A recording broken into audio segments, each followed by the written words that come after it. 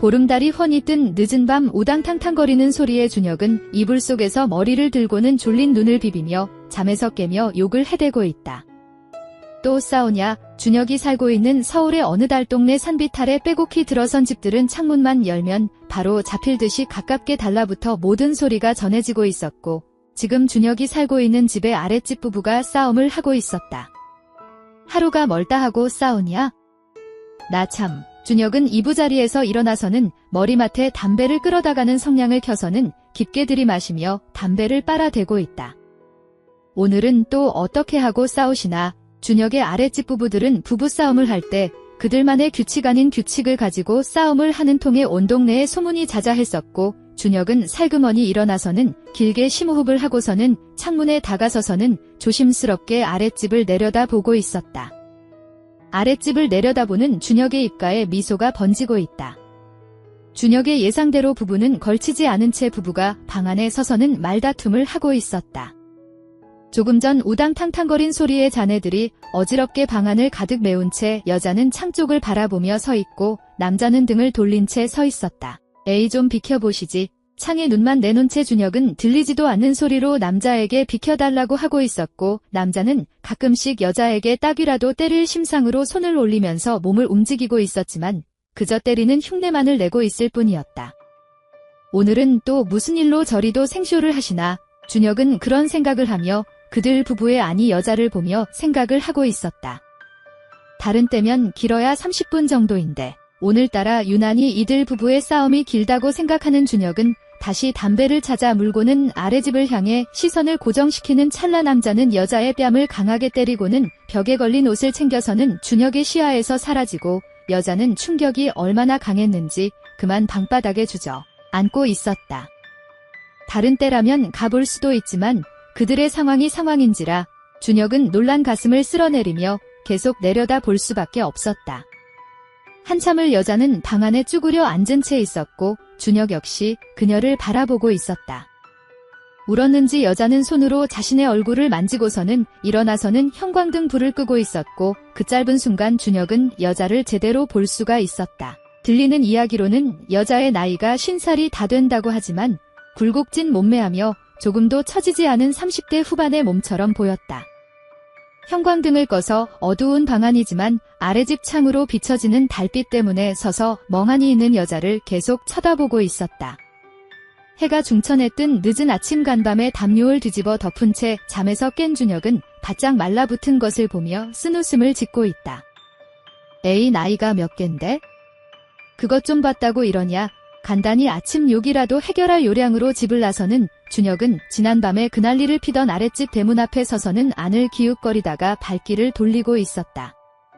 얼굴이라도 보면 재미있을 텐데 라며 생각을 하는 준혁은 막상 여자를 보면 무슨 말을 먼저 해야 할지를 생각하지만 왠지 웃음이 나며 그녀가 생각날 것 같은 생각이 들고 있었다. 구멍가게에서 담배며 이것저것 싸가지고 다시 종종 걸음으로 향하는 준혁은 다시 아래집 대문 앞에서 안을 기웃거리며 안의 동정을 살피고 있었다. 안에는 아무도 없는지 인기척을 느낄 수가 없었지만 준혁은 한동안 자신의 대문 앞까지 왔다가는 무엇을 잃어버린 듯한 표정을 지으며 다시 아래집 대문으로 향하길 수차례 마침내 간단한 원피스 차림의 여자를 볼 수가 있었다. 대문 위로 얼굴을 빼꼼히 빼서는 여자의 얼굴을 먼저 쳐다보는 준혁은 아마도 간밤에 남편에게 아주 강하게 얻어맞은 것만 같은 여자의 얼굴 눈가에 어렴풋이 푸른 멍자국을 볼 수가 있었고, 몇 번을 서성이며 여자의 얼굴을 쳐다보던 준혁은 여자에게 그 모습을 들키고 여자는 그런 준혁을 말없이 쳐다보고는 대문을 열고 밖으로 나오고 있었다. 준혁씨. 왜? 아니요. 그냥요. 아니 밤에 괜찮은가 해서요. 순간 여자의 얼굴이 붉게 물들면서 굳어지고 있었다. 봤어. 우리 싸우는 거? 준혁은 대답 대신 고개만을 끄덕이고 있었다. 골목길을 두리번거리던 여자는 준혁을 잡아 끌며 자신의 집으로 데리고 들어가고 있었다. 대문이라고 하기에는 빈약하고 녹슨 철문이지만 여자는 안에서 걸어 잠그고는 준혁을 마루로 잡아 끌고 있었다. 준혁씨. 나 좀 봐. 이 마루에 앉은 준혁이 주변을 두리번거리고 있을 때 여자는 쟁반에 차를 들고 부엌에서 나오고 있었다. 손에 든 건 뭐야? 이거요. 그냥 아침 요기거리요. 여자는 준혁의 손에 든 봉지를 풀어 헤치며 내용물을 보고는 고개만을 끄덕이고 있었다. 준혁 씨. 예. 저기 어젯밤에 뭘 봤는지는 모르겠는데. 다 봤어요. 아줌마가 아저씨한테 맞는 것. 그래, 휴. 여자는 한숨을 내쉬며 고개를 떨구고 있었고 앉아있는 자세가 불편한지 여자는 다리를 이리저리 움직이며 앉은 자세를 고쳐 앉았고 준혁은 그런 여자를 뚫어져라 쳐다보고 있었다. 근데 왜 싸우신 거예요? 한숨을 길게 내쉬는 여자는 고개를 숙인 채 싸운 이유보다는 남편의 욕을 하고 있었고 한참을 그렇게 욕만 해대던 여자는 고개를 들더니 준혁 보고 술이나 한잔 하자고 하고 있었다. 아침부터요. 비록 백수의 생활을 하고는 있지만 적지 않게 아침부터 술을 마신다는 게 부담이 되는지 준혁은 눈을 크게 뜨며 여자에게 되묻고 있었고 여자는 대답 대신 일어나서는 냉장고에 가서는 소주를 한 병 가져 나오고 있었다. 아주 능숙한 솜씨로 여자는 병마개를 입으로 따서는 그대로 벌컥벌컥 마시더니 병을 준혁에게 권하고 있었고 준혁 역시 병주둥이를 입에 대고는 한 모금을 마시고 있었다. 빈속의 소주 한 모금은 목구멍을 넘어가며 뱃속이 따뜻해지고 눈가가 순간 충혈이 되며 머리가 띵함을 느낀 준혁은 다시 여자에게 소주병을 넘기고 있었다. 소주병을 받아든 여자는 다시 벌컥거리며 남은 소주를 물을 마시듯 마시고는 다시 냉장고에 가서는 소주를 꺼내 나오고 있었다. 다시 입으로 병마개를 따는 여자는 급하게 소주를 반이나 마시고는 준혁에게 병을 넘기고 있었고 준혁은 마지못해 병을 들고 있었다. 괜찮으세요? 고개를 끄덕이는 여자는 빈속에 마신 소주가 온몸으로 취기가 오르는지 눈이 풀려가고 있었다. 아, 안주가 없네. 이를 어째. 여자는 바닥을 짚으며 일어나서는 다시 냉장고로 가서는 안주가 될 만한 것을 가져 나와서는 준혁 앞에 내려놓고는 자리에 앉는데 취기가 올라서 그런지 무릎을 꿇는 것처럼 앉고 있었다. 여자는 취기가 올랐음에도 불구하고 최대한대로 조심을 하는 듯 했다. 아저씨는요? 그 인간 그러고 나갔으니까 며칠 안 들어올 거야. 그년한테 갔겠지?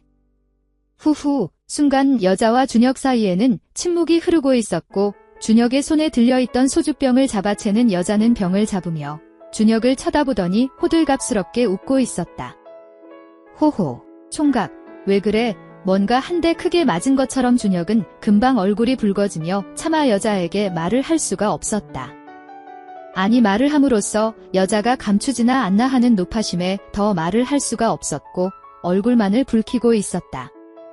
준혁의 손에 든 소주병을 낚아챈 여자는 그대로 다시 병째 마시고는 한 병 더 마시지 않겠냐며 일어나지만 취기가 올라서인지 비틀거리고 있었고 용수철이 튕겨오르듯이 준혁이 일어나서는 여자를 부축하지만 여자는 준혁의 손길을 뿌리치고 있었다.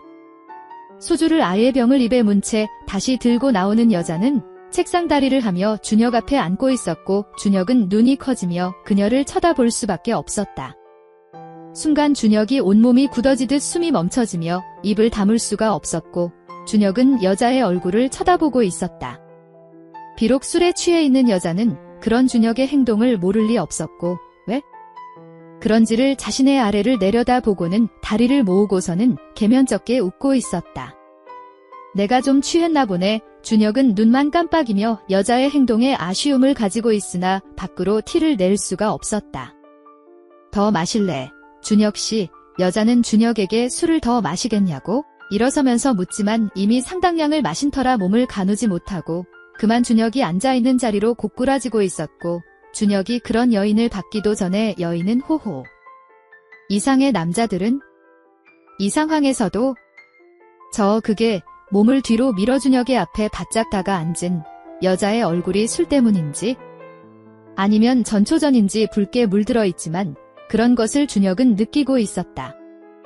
여인은 준혁의 얼굴을 살피듯이 이리저리 움직이며 쳐다보고 있었고 준혁은 막상 차려놓은 밥상이나 마찬가지였지만 왠지 주눅이 든 것처럼 고개를 반쯤 숙인 채 눈동자를 고정시키지 못하고 있었다.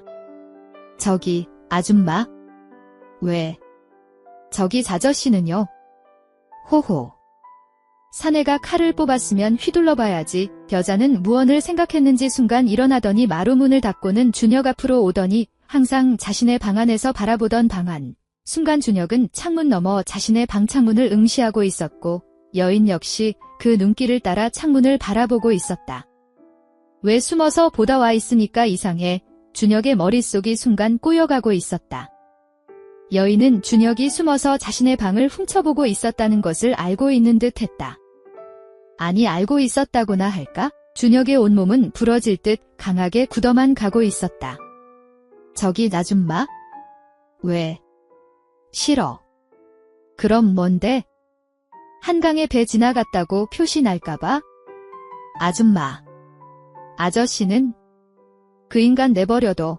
짖을 때도 모르면서 아무데나 휘두르고. 자기야, 좀 전까지 준혁씨 혹은 총각이라고 부르던 여자는 어느새 준혁을 자기라고 부르고 있었다. 아줌마는 정말 능숙하고 격렬했다. 그런 후 왜 저기 나 좀 봐? 응. 왜? 저기. 미안해 할 필요 없어. 한강에 배 지나갔다고 갈라지는 거 아니잖아. 준혁은 술 때문에 아니 자신도 모르는 이유로 그랬다는 것에 여자에게 미안한 마음이 드는지라 여자의 얼굴을 제대로 쳐다보지 못하고 한시라도 빨리 자리를 뜨고 싶었었고 여자 역시 그런 준혁의 마음을 읽고 있었는지 계속해서 괜찮다며 아무런 일이 없던 것처럼 행동을 하고 있었다. 마루에 놓여진 가게에서 사온 물건들을 집어드는 준혁에게 여자는 준혁의 손을 잡더니 배시시 웃고 있었다. 자기. 너무 심각하게 생각하지 마. 예, 여자의 얼굴을 쳐다보며 개면쩍게 웃는 준혁은 뒤통수를 긁고 있었다. 우리 자주 만나? 응 그래 줄 수 있지. 준혁은 대답 대신 가볍게 머리만을 끄덕이고 있었고 황급히 누가 볼까봐.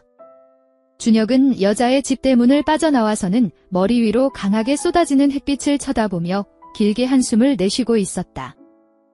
안녕하세요. 저는 30대 중반의 주부입니다.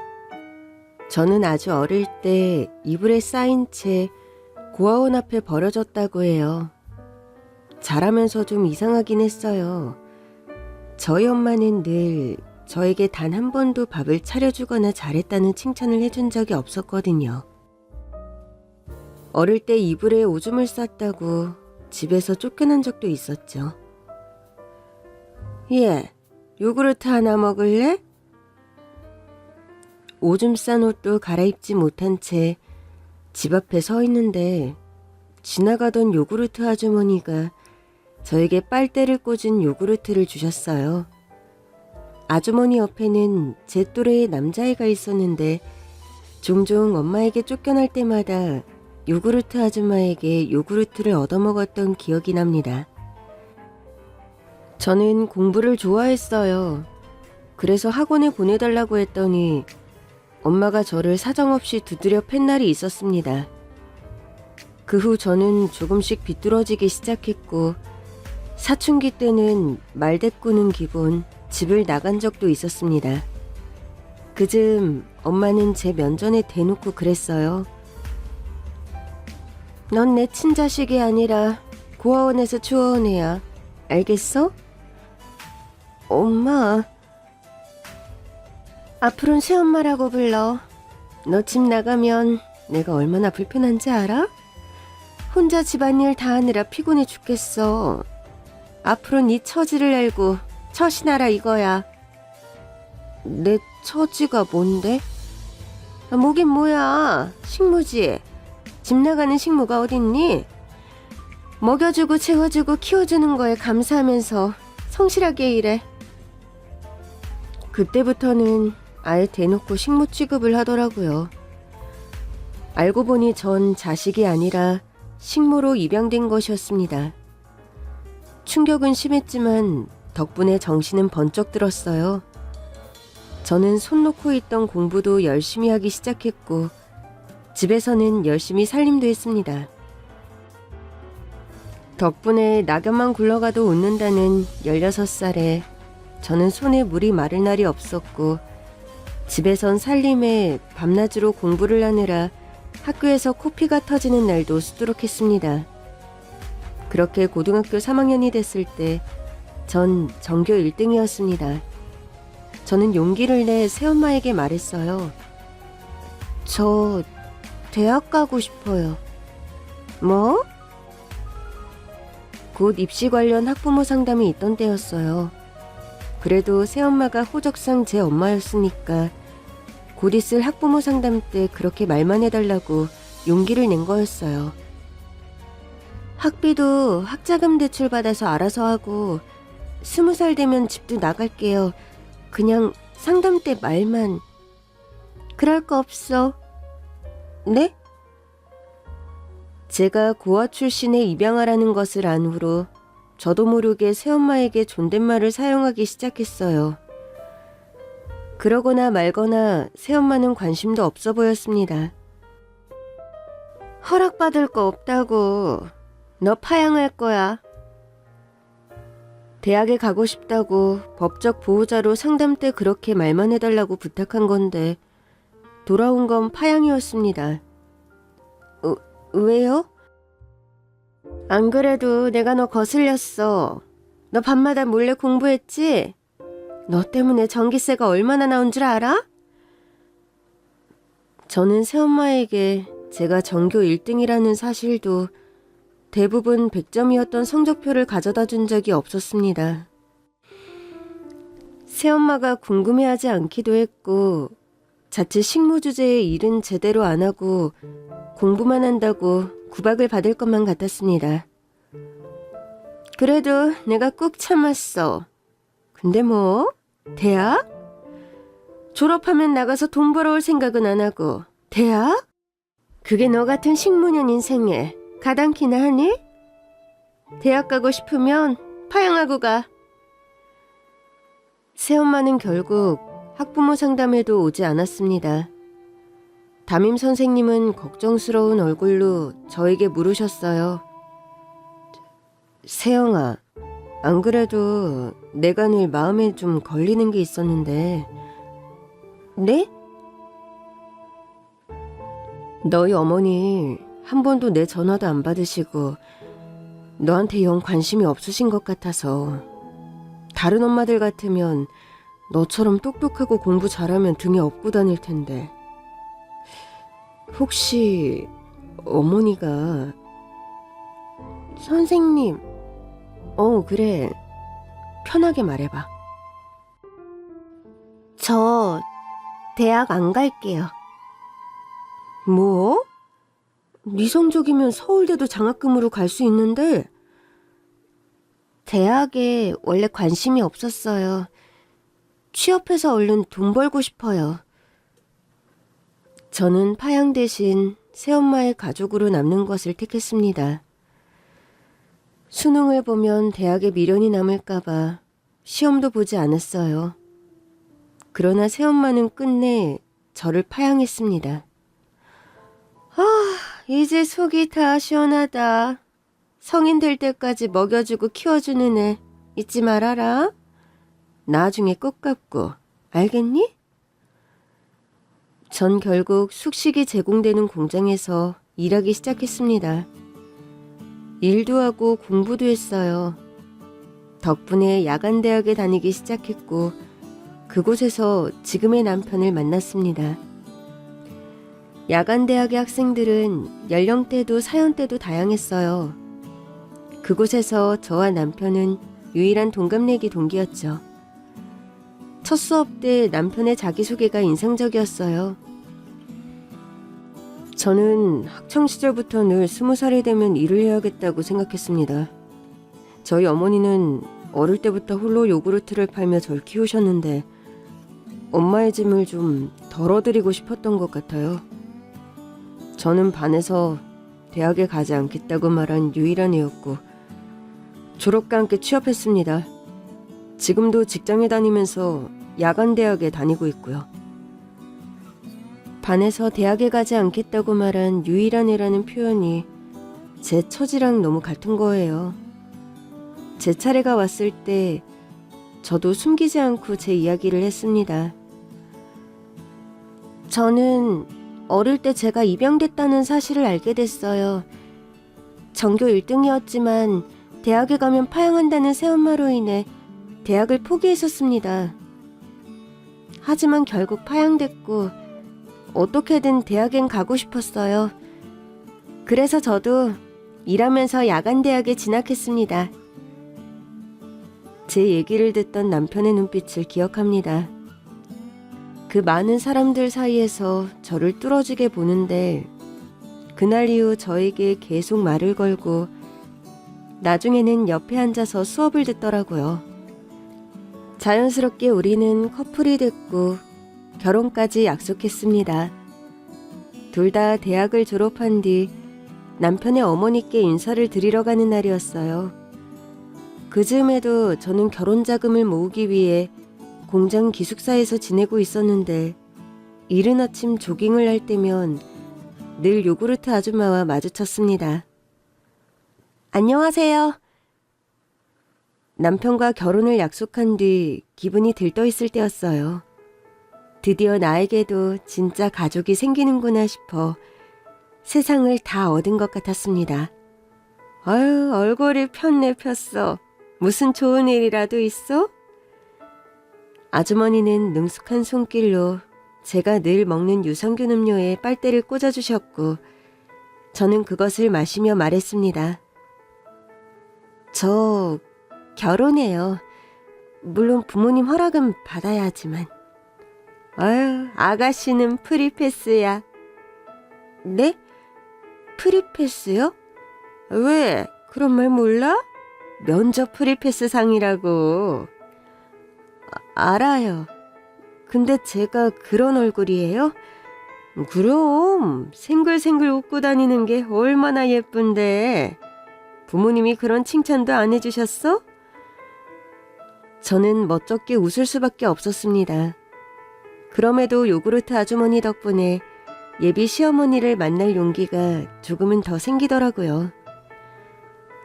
드디어 남편의 홀어머니께 인사를 드리는 날, 긴장감으로 인해 밤을 꼴딱 새우고 남편의 집으로 향했습니다. 다리에 힘이 풀려 당장이라도 주저앉을 것 같던 그때 시어머니의 얼굴을 본 저는 깜짝 놀라고 말았습니다. 아주머니, 어머, 아유, 그 아가씨 아니야? 시어머니는 얼떨떨해 하시면서도 내 손을 덥석 잡으시며 반가워하셨어요. 솔직히 전 마냥 반가워할 수도 없더라고요. 제가 공장 직원에 공장 기숙사에 산다는 걸 다 알고 계신 분이 시어머니라니. 남편이 제가 고아 출신이라는 걸 말했다고는 했지만 어쩐지 더 위축되더라고요. 놀라셨죠? 저도 전혀 몰랐어요. 야간 대학에서 만났다더니 진짜 열심히 사는 아가씨였네. 죄송해요. 천의 고아가 귀한 아드님과 결혼한다고 해서. 어디 우리 아들만 귀한가? 세상에 태어난 모든 사람이 귀하지. 죄송합니다. 저도 모르게 자꾸만 사과가 나왔습니다. 시어머니는 제 손을 꼭 잡으시더니 저를 위로하셨어요. 우리가 가족이 되려고 그렇게 자주 부딪혔나 봐. 고마워. 면접 프리패스 상의 귀한 며느님이 우리 식구가 돼주셔서. 저는 시어머니께 정성껏 차려주신 음식을 먹으며 지금껏 살아온 이야기를 나눴어요. 제 얘기를 듣던 시어머니가 불쑥 그러시더라고요. 너 볼 때마다 꼭 그 애가 생각났었어. 누구요? 우리 아들이랑 비슷한 또래의 여자애였는데 툭하면 걔 엄마가 애를 내쫓는 건지 집 밖에 서 있더라고. 엄마가 계모인 건지 어떤 날은 애한테 지린내가 얼마나 나던지. 애가 오줌을 쌌으면 그래도 씻겨서 옷은 갈아입히고 혼을 내든지 해야지. 이사를 가면서 그 동네 안 간 지는 오래됐지만 가끔 생각이 나. 왜 그렇게 마음에 걸리던지. 나도 애 키우는 엄마라 더 그랬을 거야. 저는 문득 제가 어릴 때 살던 동네 이름을 말했고 시어머니는 깜짝 놀라셨습니다. 그 동네를 알아? 저도 그 동네 살았거든요.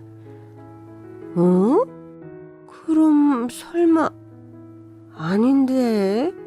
걘 그래도 엄마가 있었던 것 같은데. 저 파양됐어요. 뭐? 언제? 20살 되자마자요. 어머니 정말 제대로 보셨네요. 그분 진짜 제 계모였어요. 알고 보니 절 식모로 입양했더라고요. 근데 제가 막 공부도 잘하고 대학 간다고 하니까 파양하더라고요. 시어머니는 놀란 얼굴로 절 끌어안으며 말씀하셨습니다. 이제부턴 내가 네 엄마 할게. 나도 어릴 때 남편 죽고 혼자 애 키우느라 늘 부족한 사랑만 줬지만 그래도 줘볼게. 너 참 장하다. 그런데도 이렇게 밝고 예쁘게 컸구나. 시어머니가 절 안아주시는데 저도 모르게 눈물이 핑 돌더라고요. 그렇게 전 남편과 결혼했고 비로소 제 편인 가족도 생겼습니다. 문제는 결혼하고 10년이 지나도록 아이가 생기지 않는다는 거였어요. 어머니, 저희 시험관하기 해볼까 봐요. 아유, 그거 엄청 힘들다던데. 그냥 자연임신으로 시도해보고 안 생기면 너희끼리 행복하게 살면 되지. 저희 다 적적하게 살았잖아요. 그래서 전 아이는 꼭 낳고 싶어요. 네 생각만 해. 나나 네 신랑까지 신경 쓰지 마. 요즘은 일부러 안 갖기도 하잖아. 저도 그랬지만 남편도 결혼할 때부터 다자녀를 꿈꿨거든요. 그러나 어느덧 30대 중반의 나이가 됐지만 아이는 생기지 않았어요. 제 나이가 노산의 나이라는 걸 알고 나니 마음이 더 조급했습니다. 시어머니는 저에게 신경 쓸 것 없다고 매번 말씀하셨지만 제 입장은 그러지 못했어요. 저를 딸처럼 여겨주시는 시어머니에게도 저를 있는 그대로 사랑해주는 남편에게도 어쩐지 면목이 없었습니다. 그러던 어느 날이었습니다. 더 면목 없는 일이 일어나고 말았죠. 절 파양했던 계모가 절 찾아온 겁니다. 결혼했다며? 왜 난 안 불렀니? 새엄마를 왜 불러요? 이제 법적 엄마도 아닌데. 하여튼 기집애, 아유, 말하는 싸가지 좀 봐. 이러니 머리 검은 짐승은 거두지도 말라는 거야. 그쪽이 먼저 연락처도 바꿨잖아요. 뭐? 그쪽? 언제는 엄마 말고 새엄마라고 부르라던 그 여자는 제가 그쪽이라고 했다며 화를 내더라고요. 아무튼 됐고 돈 좀 내놔봐. 뭐, 바뀌어놨어요? 내가 너 키워줬잖아. 먹여주고 재워준 양육비 내놔. 어느 날 갑자기 파양해서 버린 것도 모자라 어릴 때 키워준 양육비를 내놓으라니 2번 상처받은 마음에 말문이 턱 막힌 그때였습니다. 언제부터 듣고 계셨던 건지 시어머니가 빗자루를 머리 위로 든 채 뛰어나오시는 거예요. 미친 여자가 어디 와서 행패야! 그러면서 빗자루로 새엄마를 두드려 패시는데 저는 깜짝 놀랐지만 굳이 말리진 않았어요. 아니, 이 여자가 왜 이래? 얘, 이 사람 누구야? 저는 절 구박하고 버렸던 계모를 개 패듯이 패주는 시어머니를 보며 말했습니다. 내 엄마. 시어머니에게 두들겨 맞던 새엄마는 어이가 없다는 얼굴로 되물었습니다. 네가 엄마가 어딨어? 친엄마라도 찾았니?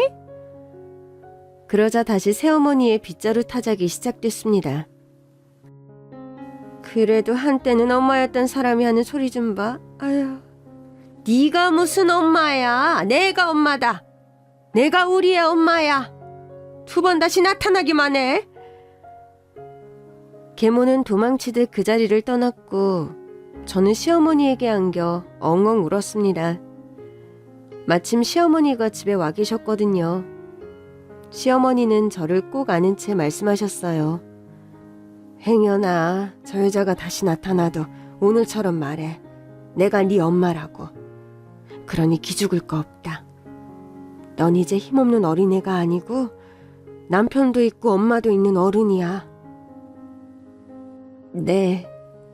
아이는 없었지만 시어머니와 남편의 사랑을 받는 행복한 나날이었습니다. 그러나 그 행복은 오래가지 못했어요. 어느 날 갑자기 시어머니가 시한부 판정을 받으신 거예요. 태어나자마자 엄마에게 버림받고 새엄마의 구박 속에서 자란 저를 친딸처럼 사랑해 주셨던 시어머니는 임종 전 제 손을 꼭 잡으며 말씀하셨습니다. 네가 내 며느리여서 행복했어. 그렇게 돌아가신 시어머니의 납골당에서 전 시어머니가 남겨놓으신 기적의 선물을 받게 되었습니다.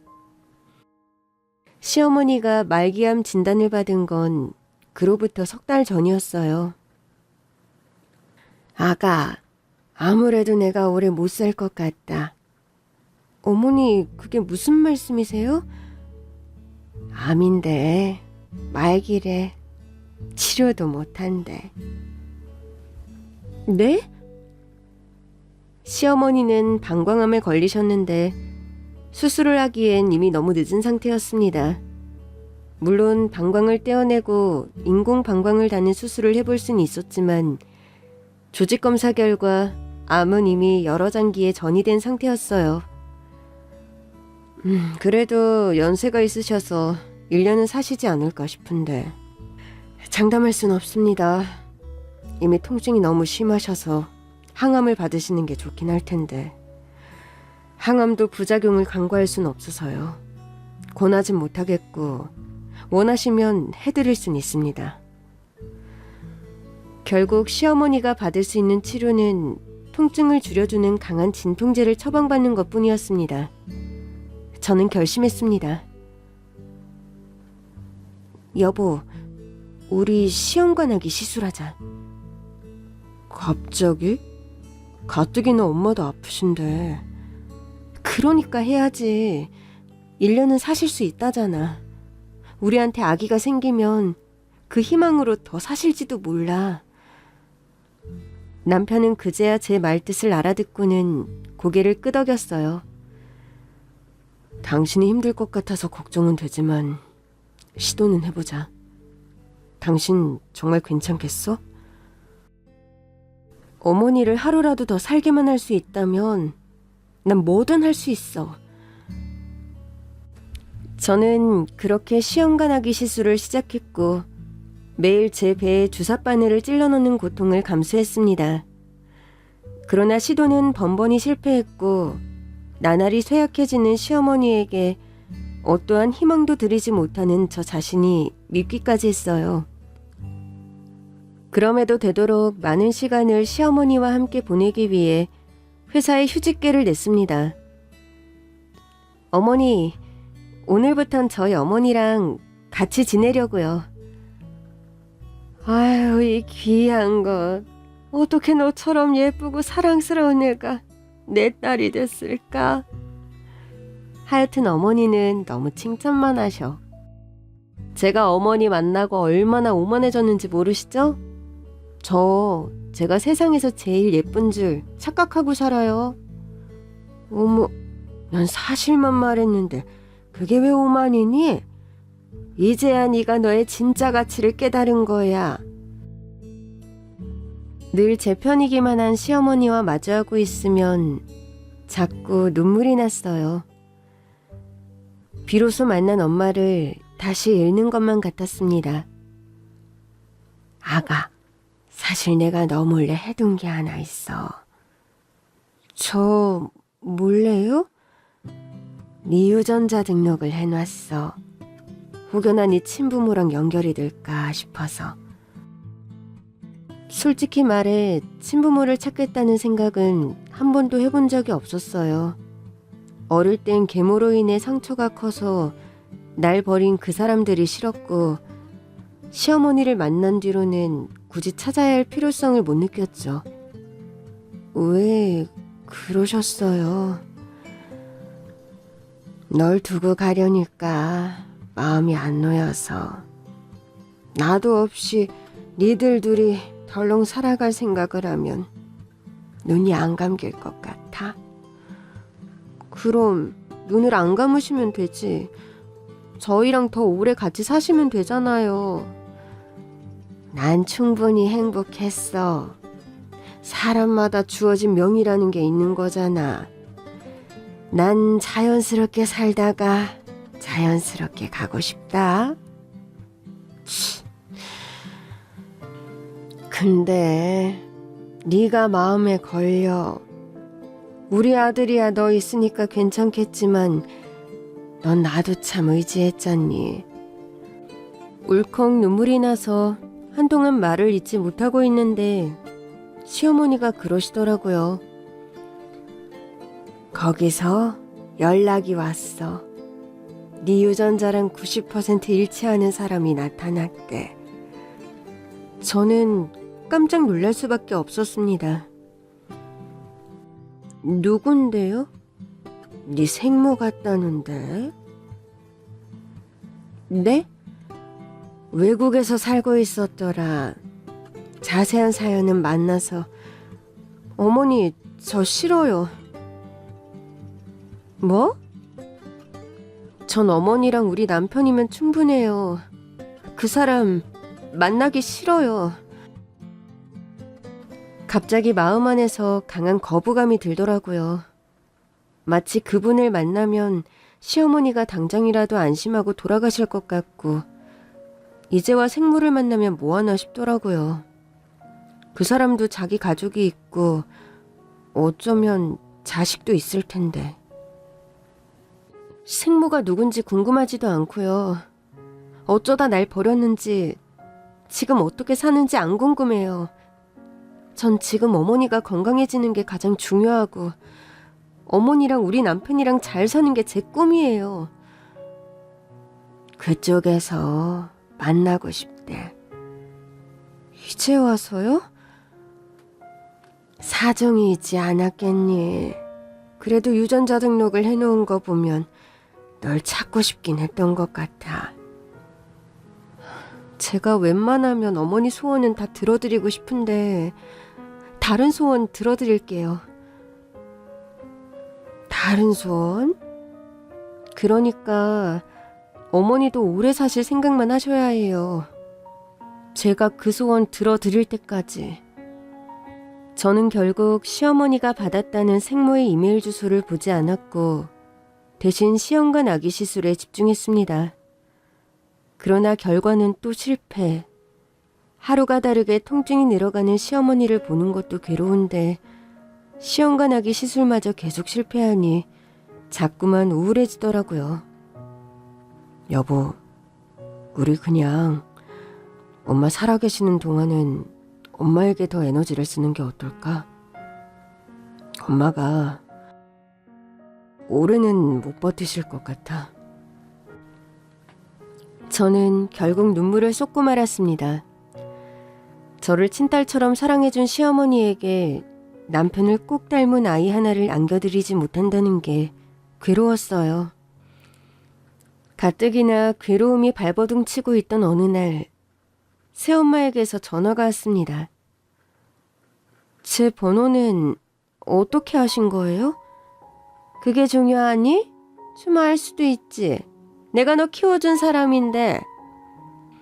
대뜸 전화를 해서는 또다시 절 키워줬다며 공치사는 하는데 맘 같아선 그냥 끊고 싶더라고요. 그나저나 그렇게 곱게 키워놨는데 어째 애는 없는 것 같더라? 이제와 제 안부가 궁금하신 거예요? 아님 제가 아이가 없는 게 고소하신 거예요? 예, 그게 다 네가 효심을 저버려서 그런 거야. 뭐라고요? 누가 뭐래도 내가 너 키워준 사람인데 지금껏 네가 나한테 해준 게 뭐니?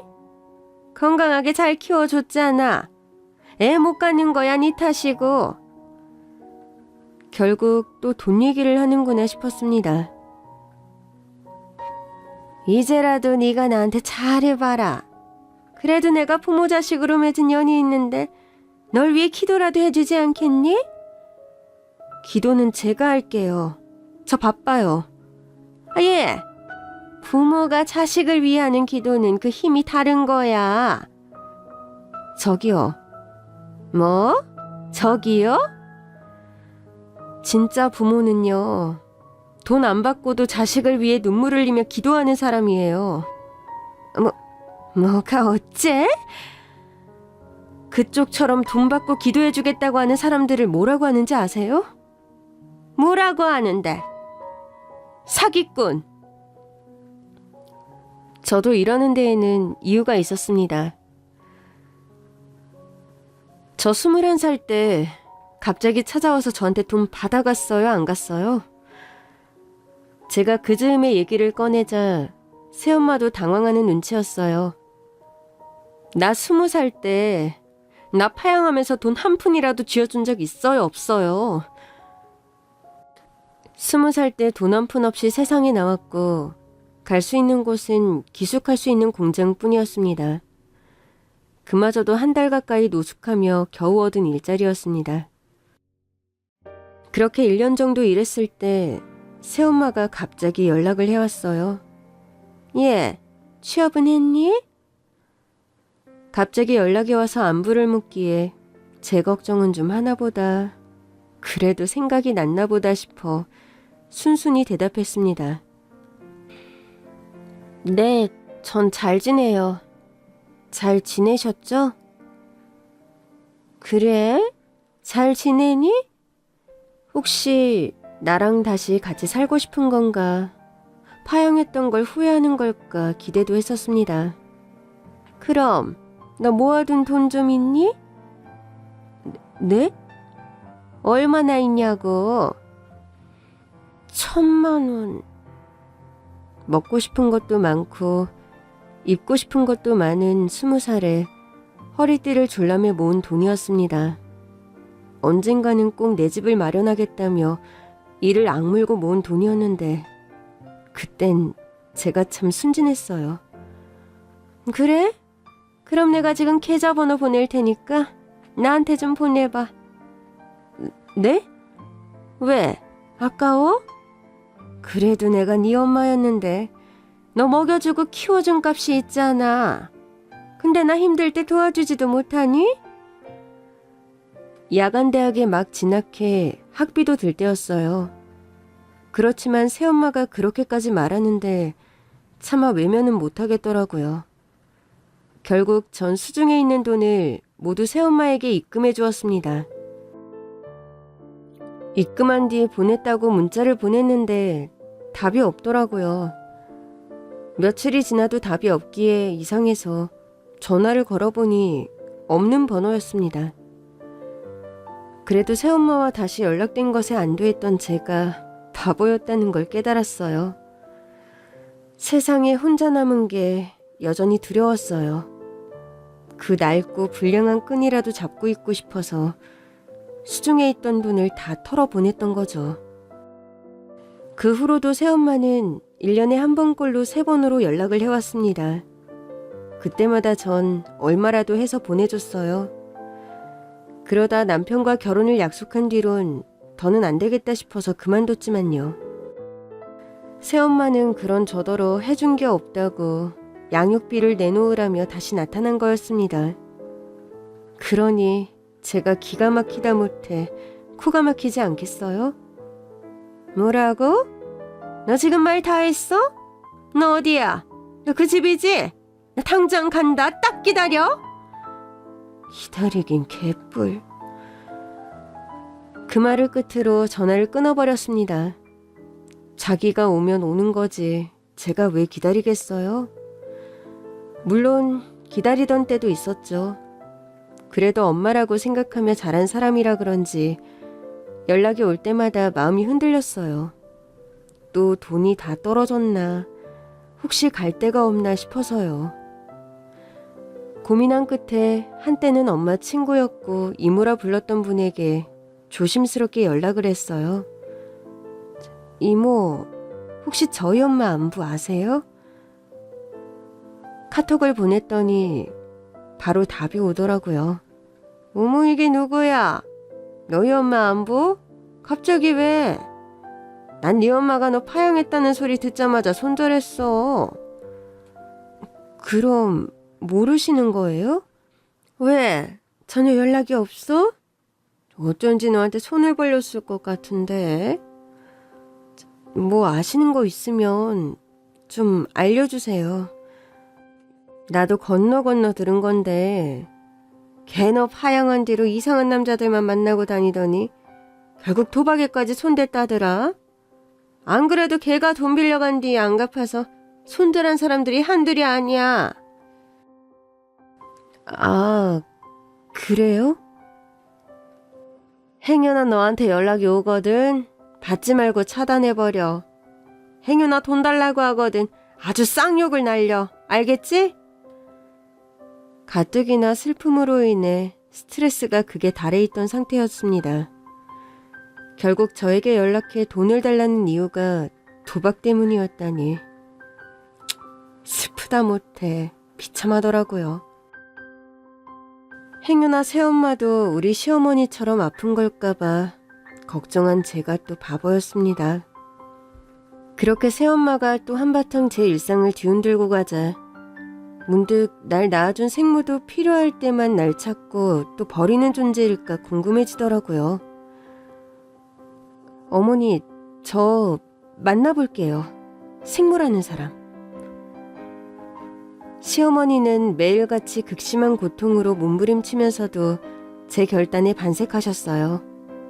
잘 생각했어. 여기 이거 뭐 이메일? 그거라는데 여기로 연락해봐. 그날 밤 남편이 잠든 후 저는 홀로 노트북 앞에 앉아 한참을 망설였습니다. 막상 연락하려고 하니 무슨 말을 해야 할지 모르겠더라고요. 안녕하세요. 전 당신이 버린 친딸입니다. 그렇게 쓰고 보니 좀 이상하더라고요. 아무리 날 버린 사람이라지만 첫인사라기엔 좀 과격하다 싶었어요. 이런 점은 또 새엄마를 닮은 건가 싶어 더 싫더라고요. 저는 메일의 첫 줄을 지웠다 썼다를 반복하다가 결국 딱 한 줄을 적어서 보냈습니다. 안녕하세요. 전 오세영이에요. 떨리는 마음으로 보내기를 누른 지 1시간도 되지 않아 답장이 왔습니다. 반가워요. 난 카일라 최예요. 한국 이름은 최숙희. 세영 씨를 낳은 사람입니다. 답장을 보는 순간 온몸이 얼어붙는 것 같았어요. 답장에는 생모가 사는 집 주소와 전화번호가 적혀 있었습니다. 저에게 직접 와도 좋고 여의치 않으면 생모가 한국으로 절 만나러 오겠다는 내용도 있었습니다. 그러나 전 바로 대답하지 못했어요. 갑자기 두렵더라고요. 당장이라도 만나자며 달갑게 구는 이 생모가 혹여나 날 보자마자 돈을 달라고 하는 건 아닐까. 나의 결핍을 이용해 필요한 것만 얻어가고 연락을 끊진 않을까. 고민이 꼬리에 꼬리를 물었어요. 그렇게 고민하는 사이 전 시험관하기 시술도 하지 않았어요. 제 일과는 시어머니를 모시고 병원에 가거나 병시중을 드는 일이 전부였습니다. 시어머니는 생모와의 연락을 궁금해하시는 눈치였지만 묻진 않으셨어요. 아가, 요즘 몸은 어떠니? 그즘 저는 자주 멍해져 있었어요. 아직 보내지 못한 답장과 나날이 야위어가는 시어머니. 불쑥불쑥 떠오르는 계모의 기억이 저를 괴롭혔어요. 네? 방금 뭐라고 하셨어요? 네 몸 말이야. 사실 나 알고 있었어. 너 시험관 시술하는 거. 저는 그제야 제가 시험관 시술을 잊고 있었다는 걸 깨달았어요. 그게 사실 요즘엔 안 하고 있었어요. 너무 정신이 없어서. 시어머니는 불과 2달 전보다 한참은 더 야윈 몸으로도 저를 꼭 안아주셨습니다. 안고 있는 어머니의 체온이 아직은 따뜻해서 안 됐어요. 어머니 없으면 저 어떻게 살아요? 잘 살 수 있어. 내가 하늘에서 기도할 거니까. 전 자신 없어요. 시어머니는 제 얼굴을 어루만지며 말씀하셨어요. 네가 지금 심신이 미약해져서 그래. 내일부터는 전에 하던 아침 조깅도 하고 필요하면 다시 회사 가서 일도 해. 나랑만 붙어 있으니까 네가 더 기운이 없지. 그런 거 아니에요. 제가 죄송해요. 갑자기 생각이 많아져서. 시험관 아기 시술 하지 마. 그것 때문에 몸 많이 상했을 거야. 그럼 어떡해요. 저 진짜 우리 아이 낳고 싶어요. 그게 네 소원이니? 어머니한테 안겨드리는 게 소원이었는데. 네 마음만으로도 이미 감동했어. 네 존재 자체가 나한텐 이미 선물이야. 그렇게 애쓸 거 없어. 기댈 데가 없이 자라서 그런가 봐요. 제가 뭘 해야 사랑받을 수 있을 거라는 생각을 지울 수가 없어요. 덕분에 네가 늘 겸손하고 싹싹하잖아. 내가 그 덕을 지금도 보고 있잖니. 어느 며느리가 아픈 시어머니를 이렇게까지 돌보겠어? 어머니는 그냥 시어머니 아니고 진짜 제 엄마라니까요. 그래, 맞아. 엄마는 많을수록 좋지. 시어머니가 참아왔던 얘기를 꺼내시더라고요. 내가 세상에 없는 것 같아도 난 늘 너희 곁에 있을 거야. 그렇지만 눈에 보이는 부모가 더 있는 건 분명 힘이 될 거야. 제가 만나길 바라시는 거죠? 네 안에 있는 결핍이 좀 해결될지도 모르잖아. 난 네가 더 행복해졌으면 좋겠어. 만났다가 더 불행해지면요? 지금껏 고생했는데 또 그런 일이 있으면 내가 저 하늘에 가서 신에게 따져줄게. 왜 자꾸 우리 애만 힘들게 하시냐고. 저도 모르게 웃음이 나더라고요. 약속하신 거예요? 그럼 내가 네 소원도 꼭 이뤄달라고 할게. 그러니까 자꾸 아프게 네 몸에 바늘구멍 만들지 말고 마음 편하게 먹고 운동하고 건강하게 지내. 건강한 몸에 아기도 찾아오지 않겠어? 네가 그렇게 원한다니까 나도 이제 아기 없이 살아도 되지 않느냐는 소린 안 할게. 나도 같이 기도할게. 어머, 그럼 지금까진 기도 안 해주신 거예요? 지금까지는 니들 둘이라도 행복하면 그만이라고 생각했지. 근데 생각해보니 너한테는 네 핏줄이 참 중요한 의미겠더라. 나로선 혼자 애 키우면서 고생을 너무 해서 솔직히 아이 없이 둘이 행복하게 살아도 괜찮다고 생각했거든. 아이야 생기면야 좋겠지만 안 생기더라도 둘이 가고 싶은 대로 여행도 다니고 맛있는 것도 먹고 평생 연애하듯이 살았으면 했어.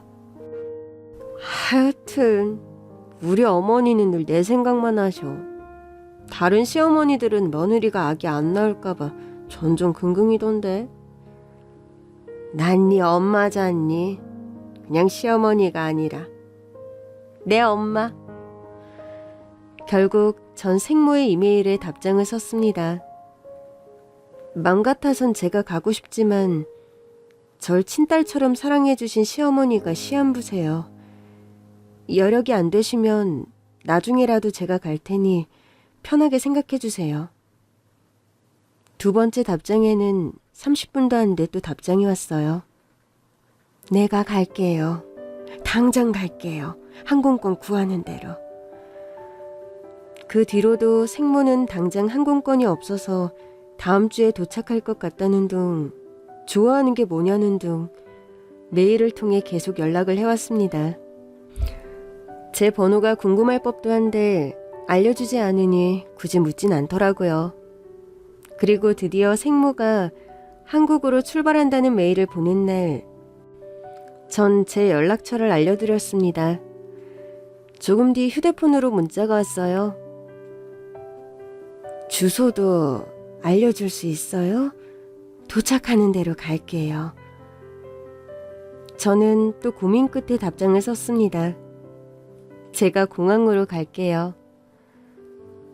생모가 도착하는 날 시어머니는 아픈 몸을 이끌고도 저와 함께 공항에 가겠다고 고집을 부리셨습니다. 엄마, 제가 같이 가서 모시고 올게요. 저도 월차 샀어요. 그래도 내가 가야지. 우리 예쁜 며느리 낳아주신 분인데 내가 가서 맞아야지. 우리 부부의 걱정과 달리 공항으로 가는 시어머니의 컨디션은 평소보다 한참 좋아 보이셨습니다. 어머니는 아침 일찍부터 일어나 미리 드라이해둔 한복까지 꺼내 입으셨어요. 어머니, 한복 안 불편하세요? 편하게 입고 가셔도 되는데. 누가 보면 상견례 하는 줄 알겠어요.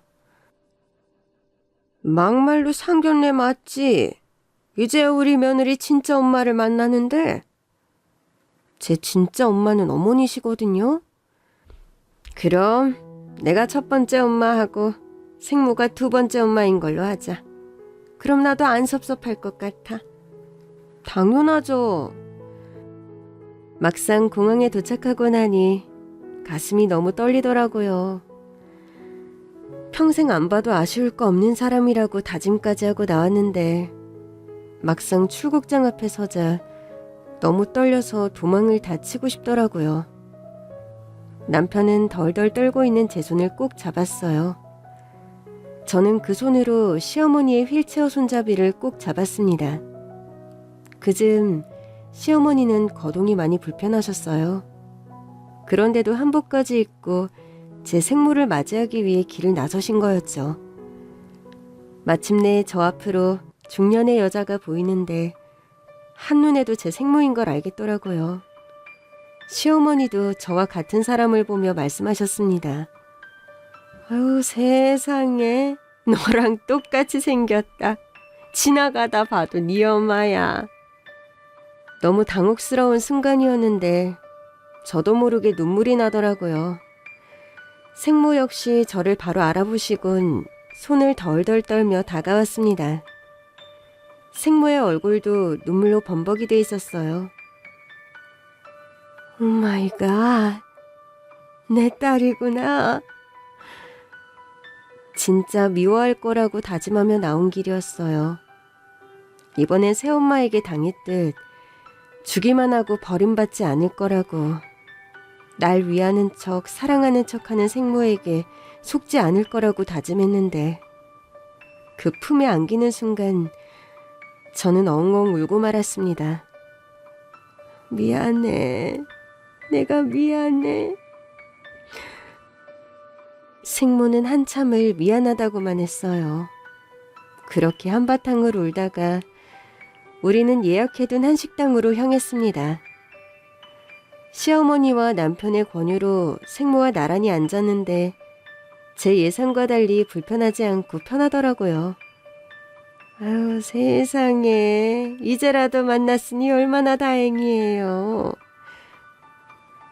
혹시 어디가 편찮으신가요? 너무 예쁘신데 안색은 또 조금 안 좋은 것 같아요. 제가 재활치료사라서 사람들 건강에 관심이 많거든요. 아니라면 죄송해요. 제대로 보셨어요.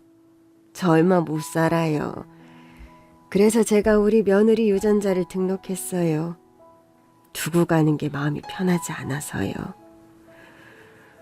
생모는 세상이 무너진 듯한 표정을 지으며 안타까워했습니다.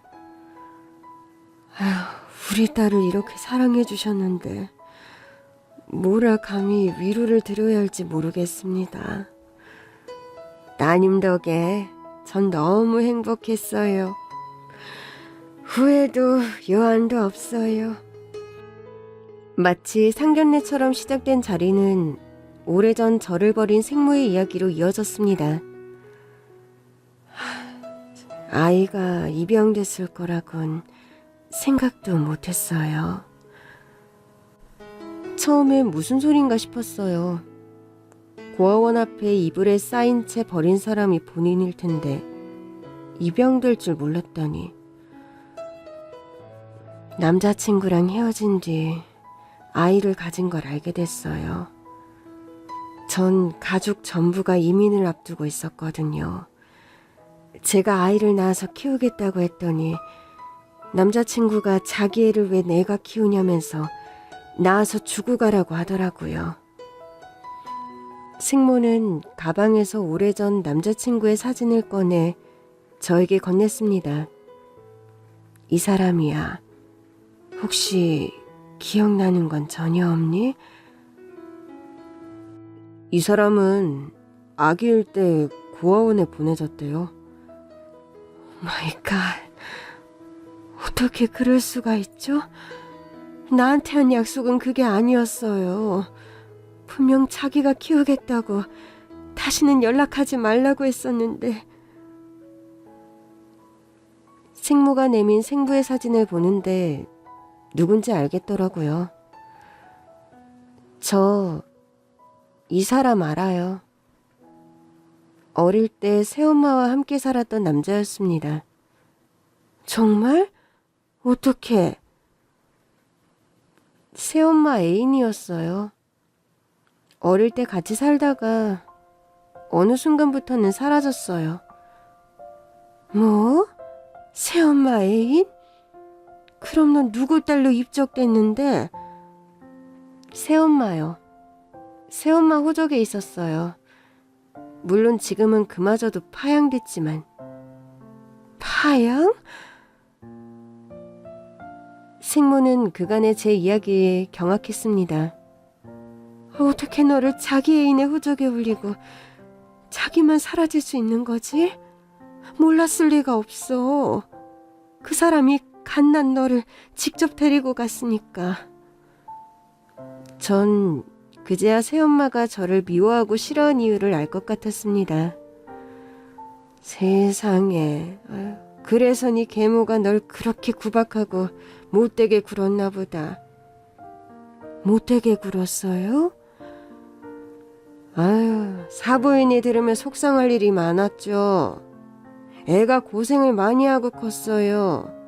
20살이 되자마자 무일푼으로 파양당하는 바람에 또 고생하고. 생모는 더 참지 못하고 다시 눈물을 쏟았습니다. 미안해. 다 내 잘못이야. 내가 널 데려갔어야 했어. 그땐 그래야 하는 줄 알았어. 아이들은 보통 아빠 성을 따르잖아. 그래도 아빠 성을 갖고 사는 게 낫지 않을까 생각했던 거야.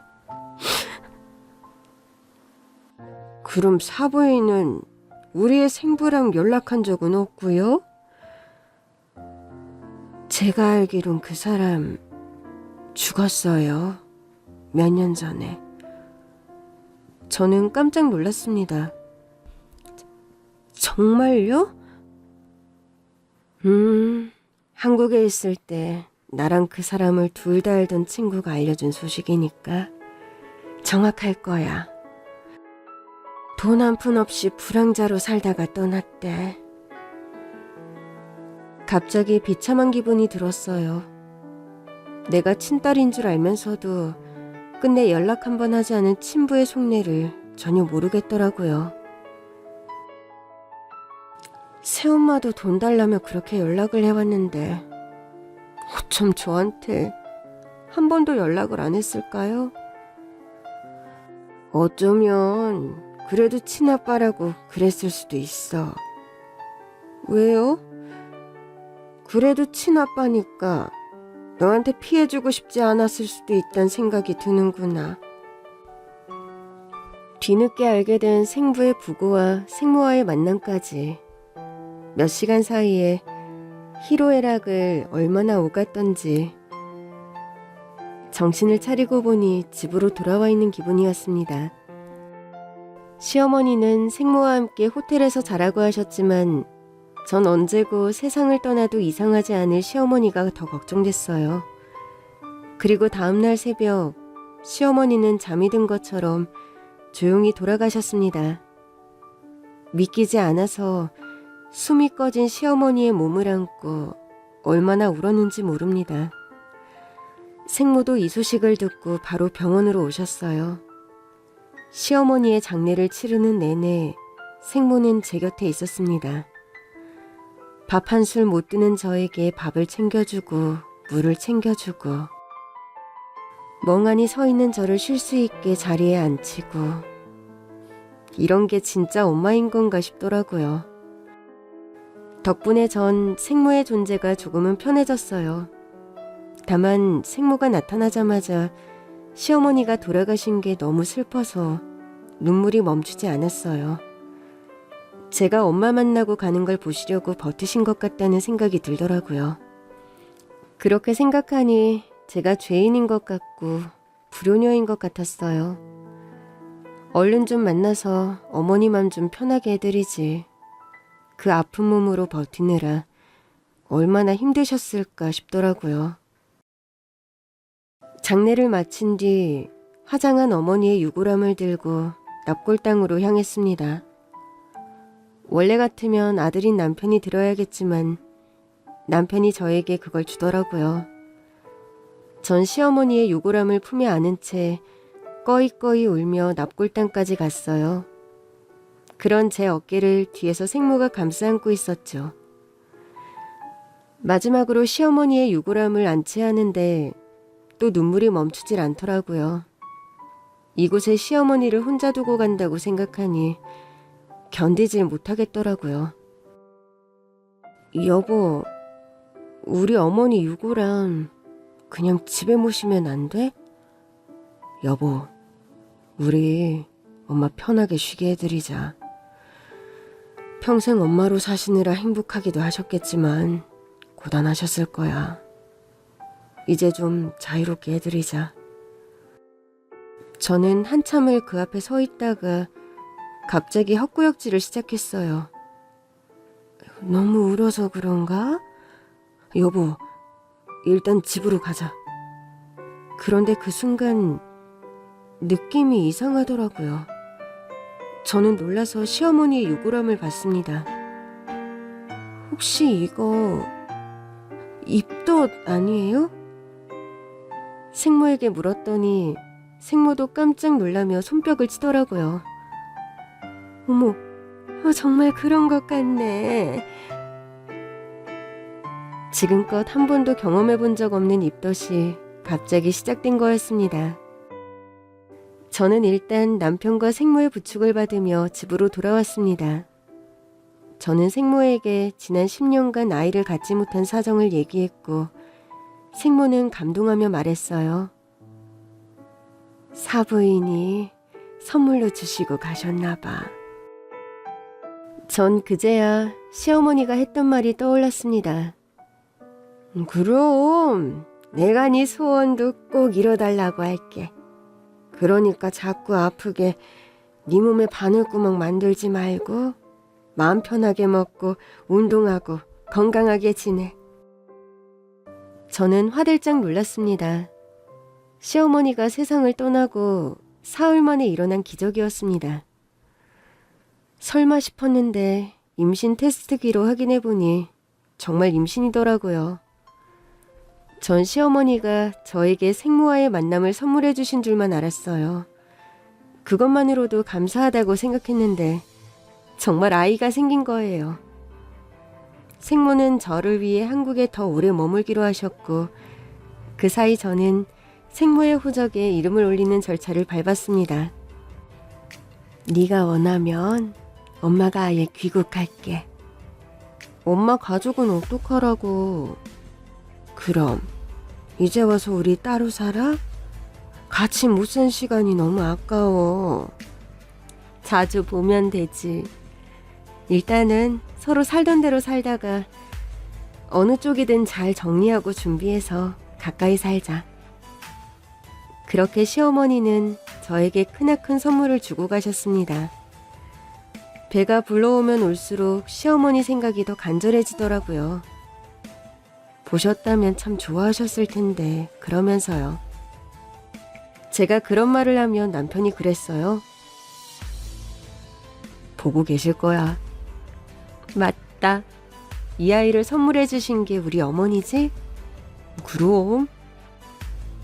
저는 평생 기억할 것 같아요. 친엄마보다 더 저를 사랑해준 시어머니를 잃은 줄 안 그 순간, 기적 같은 선물이 찾아온 그 순간을요. 아이는 건강하게 태어났습니다. 전 우리 아이를 볼 때마다 시어머니가 남겨주신 선물이라는 것을 기억합니다. 거기다 이제 하루에도 서너 번씩 연락을 해오는 생모까지. 결국 제 곁에 있는 모든 사람이 시어머니로부터 시작됐더라고요. 시어머니가 낳아주신 남편, 보내주신 아이, 연결해주신 생모까지. 그 후로도 가끔 계모에게서 폭탄 같은 문자가 날아왔지만 이 사실을 안 생모가 결국 계모에게 연락해 단판을 지었어요. 어릴 때 내 딸 구박한 것부터 시작해서 파양해놓고는 돈 뜯어가 놓고 안 갚았다면서요? 한 번만 더 연락하면 법적으로 다룰 테니까 각오하세요. 그랬더니 바로 깨갱하더래요. 아이를 낳고 나니 이제 제 편이 되어주는 사람들도 소중하지만 제가 편이 되어줄 아이가 있다는 게 새삼 저를 강하게 하네요. 저는 오늘도 저를 사랑해주고 제가 사랑하는 이들과 행복하게 살고 있습니다.